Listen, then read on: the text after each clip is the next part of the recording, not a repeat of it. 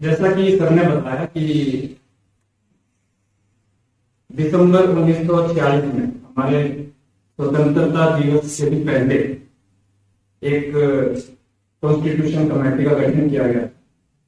तो उस कमेटी में जो लोग थे वो अलग अलग राज्यों से प्रतिनिधि थे और जो हमारे कांग्रेस के सदस्य थे वो भी उसके मेंबर्स थे। आदरणीय राजेंद्र प्रसाद, B.R. अम्बेडकर जो कॉन्स्टिट्यूशन कमेटी के अध्यक्ष थे और जवाहरलाल नेहरू। तो ये सभी अलग अलग प्रांतों से, अलग अलग स्टेट से प्रतिनिधित्व करने के लिए वहां पे उपस्थित थे।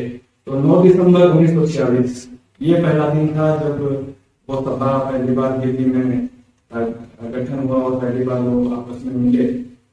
और 9 दिसंबर 1946 से लेकर 26 नवंबर 1949 तो ऑलमोस्ट 3 साल उस कॉन्स्टिट्यूशन को बनाने में लगे, जिसको कि हम आज फॉलो कर रहे हैं।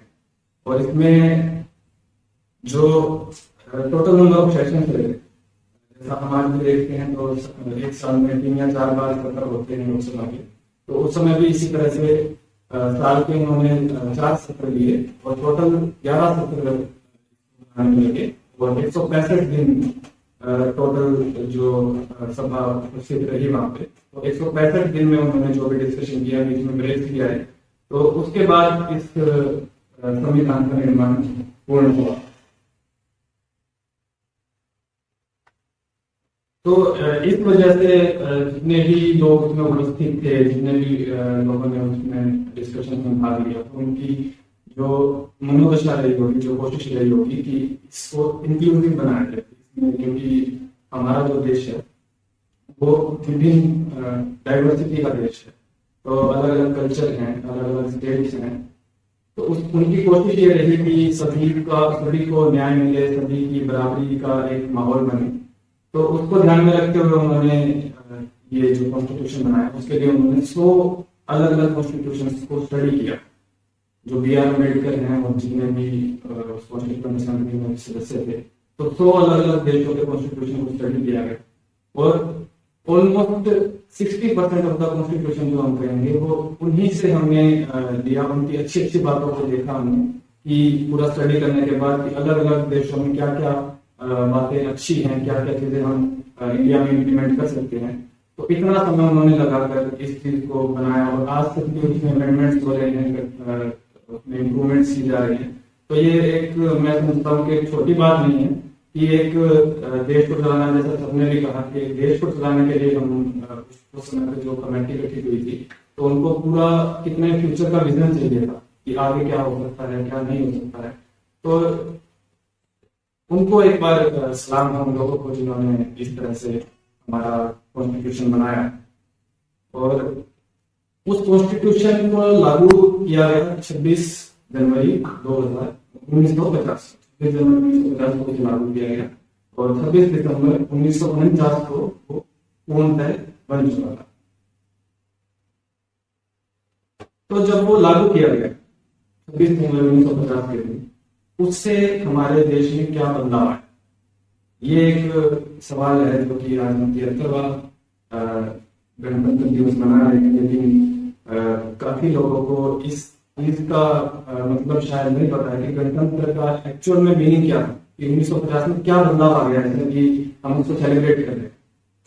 एक तो मैंने जैसे बताया कि इतने सालों की मेहनत जो थी वो उस दिन लागू की गई और एक हमारा रूल सिस्टम इम्प्लीमेंट हुआ गया। उससे पहले जो इंडिया इंडिपेंडेंस एक्ट 1947 का, जो कि ब्रिटेन असेंबली में उसको लागू किया गया था, वो हमारे यहाँ भी फॉलो हो रहा था 1950 तक भी, आजादी के बाद भी।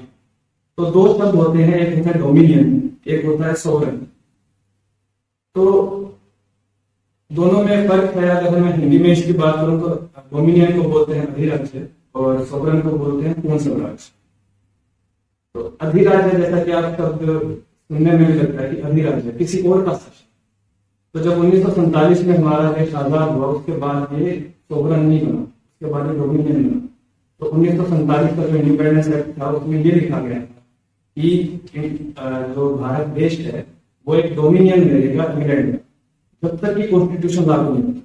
तो इसका मतलब ये रहा कि जो first lady of the country है या first man of the country है, वो फिर भी क्वीन ऑफ इंग्लैंड या किंग ऑफ इंग्लैंड 1947 के बाद भी, आजादी के बाद भी।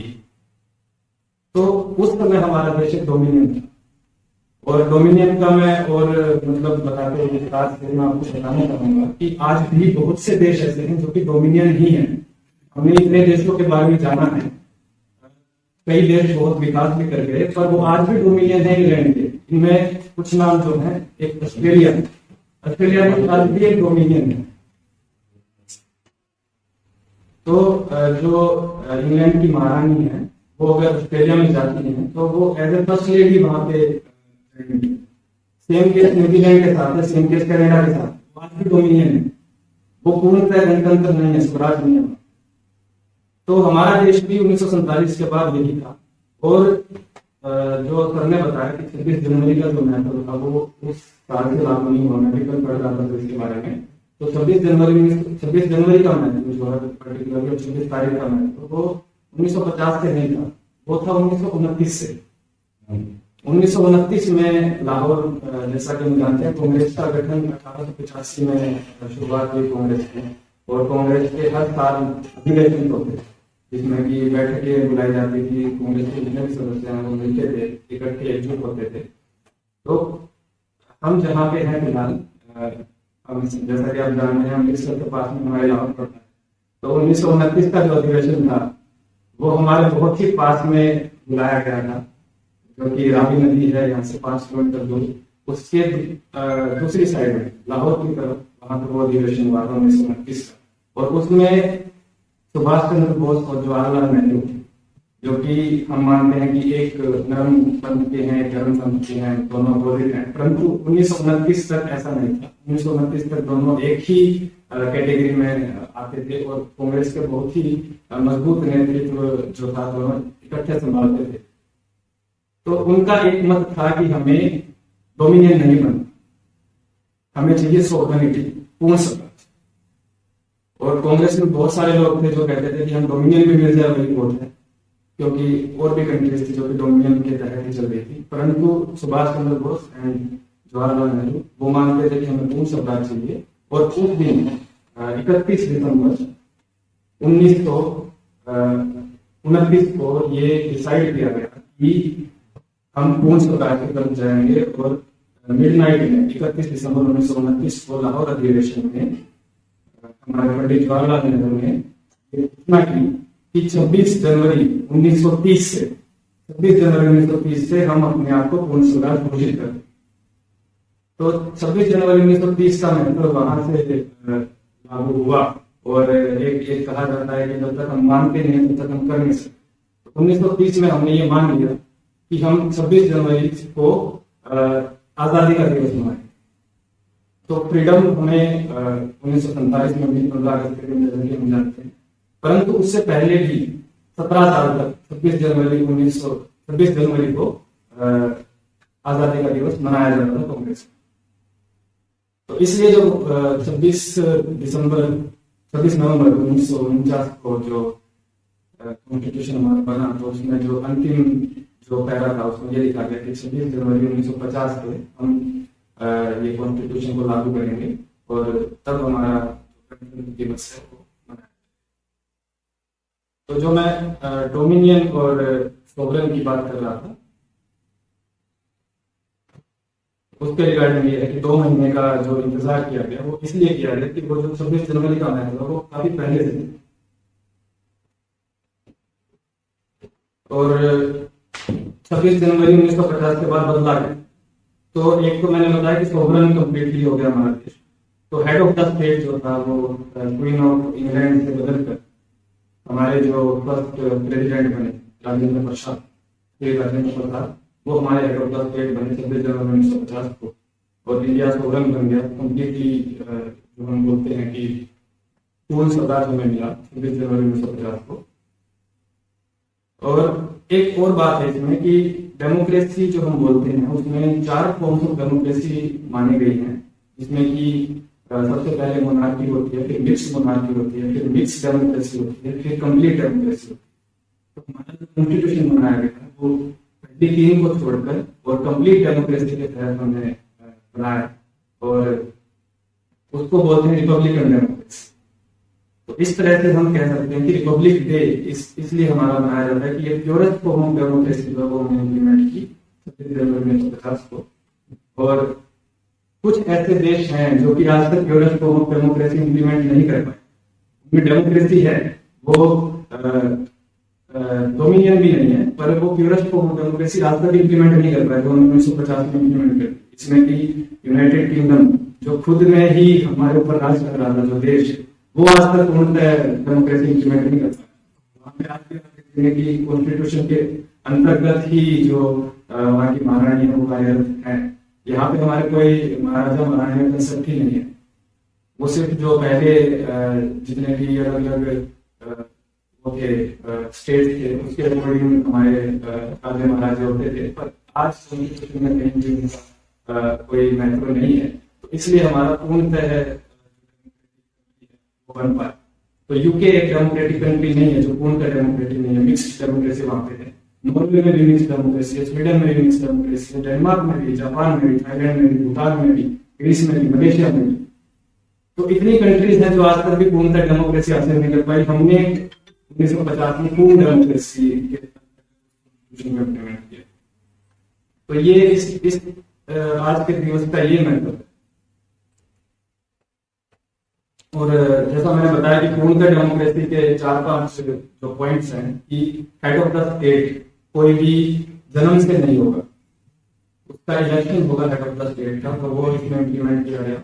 प्रिविलेज क्लास कोई भी नहीं रहेगी, कोई राजा महाराजा या फिर कोई ऐसा नहीं रहेगा जो कि जन्म से ही हमारे रूल्स को अमेंड कर पाए। ऐसा कोई इंसान पूरे देश में नहीं आज के वक्त में। और पब्लिक पोजीशन एक और महत्व जो मैं बताना चाहूंगा कि इस कॉन्स्टिट्यूशन के इम्प्लीमेंट होने से हम भी कैसे प्रभावित हुए। जो हम आज सरकारी नौकरी करते हैं वो हमारे कॉन्स्टिट्यूशन की दी हुई है।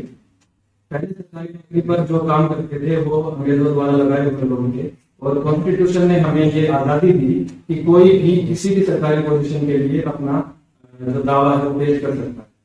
और उसके तहत पूरा जो सिस्टम इम्प्लीमेंट हुआ एग्जामिनेशन का, इंटरव्यूज का, वो भी कॉन्स्टिट्यूशन की ही देन है। तो ये भी एक पॉइंट है कि पब्लिक पोजीशंस हमेशा ओपन रहने से पूर्ण स्वराज के लिए, और सॉवरेनिटी का मैंने जो बताया। तो ये 4 चीजें हैं जो कि एक पूर्ण डेमोक्रेसी के लिए इम्पोर्टेंट है। पर ये जो 4 चीजें ये ऑन पेपर तो इम्प्लीमेंटेड हैं, पर क्या हम ये कह सकते हैं कि ये चीजें 4 पॉइंट्स जो हैं ये हम एक्चुअल में भी देख रहे हैं? तो 2 पॉइंट होते हैं, एक ऑन पेपर, एक इन रियलिटी। तो आज भी हम देख रहे हैं पॉलिटिक्स में बहुत सारे जो लोग हैं, मैं नाम नहीं लेना चाहूंगा, परंतु जन्म से ही वो नेता के घर में कोई पैदा हो रहा है बच्चा, तो जन्म से ही माना जाता है कि वो भी नेता ही बनेगा, और लोग भी उनको वोट देते हैं। तो ऐसा क्यों है कि हम उस मानसिकता से बाहर नहीं आ पा रहे हैं जो हमने फॉलो की है कि अगर कोई राजा है तो उसका बेटा राजा ही बनेगा। तो आज भी ऐसा चल रहा है। काफी आप देखेंगे जो सेंटर पे देख लीजिए, अपने स्टेट में भी, आप किसी भी स्टेट में जाकर देखेंगे कोई ना कोई पॉलिटिकल पार्टी ऐसी आपको मिल जाएगी जहाँ पे कि राजा का बेटा आज भी राजा बन रहा है, और वो वोट लेकर बन रहा है। इसमें कोई गलत बात नहीं है अगर वोट लेकर बन रहा है, परंतु वो योग्य भी होना चाहिए। तो उस योग्यता के आधार पर अगर वोट दिए जाए तो मेरे ख्याल से बेटर है, परंतु ये चीज आज हम देखते हैं कि रियलिटी में ये चीज फॉलो नहीं हो रही। और जो कास्ट सिस्टम है वो तो एक हमारे लिए एक रोड़ा है जो हमारे देश की विकास में हमारे सामने है। तो कास्ट सिस्टम में भी आप देखेंगे कि जो मोची है उसका बेटा मोची बन रहा है, और जो स्लीपर है उसका स्लीपर क्लास में रहा है। इससे भी हमें ऊपर उठने की जरूरत है, और ये बदलाव पेपर से नहीं आएगा, ये मानसिकता में बदलाव से आएगा। तो इन्हीं शब्दों के साथ ही हम अपनी मानसिकता में बदलाव है, हमारा कौन पेपर कॉन्स्टिट्यूशन है उसको हम इन रियलिटी भी इम्प्लीमेंट कर पाए। तो मैं आप सभी को अपनी वाणी को विराम देते हुए मैं गणतंत्र दिवस की शुभकामनाएं देता हूँ। तो धन्यवाद।